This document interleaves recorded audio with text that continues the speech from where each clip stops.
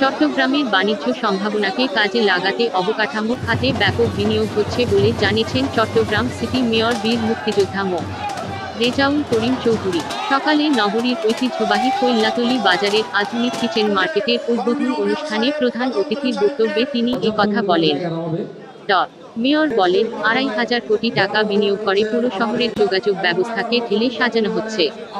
জলাবদ্ধতা নিরসনে চলছে ১০,০০০ কোটি টাকার প্রকল্প। এই ব্যাপক বিনিয়োগের ফলে চট্টগ্রাম বৈদেশিক বিনিয়োগের একটি গুরুত্বপূর্ণ কেন্দ্রে পরিণত হয়েছে। এ সময় চট্টগ্রাম সিটি কর্পোরেশনের বিভিন্ন ওয়ার্ডের কাউন্সিলর সহ সিটি কর্পোরেশনের অন্যান্য কর্মকর্তারা উপস্থিত ছিলেন। ১৯৮২ সালে প্রতিষ্ঠিত কৈল্লাতলী বাজার ক্রেতা বিক্রেতাদের সুবিধা বৃদ্ধি, বাজারের মানোন্নয়ন এবং সিটি কর্পোরেশনের নিজস্ব আয় বৃদ্ধির লক্ষ্যে নতুনভাবে নির্মাণ করা হয়।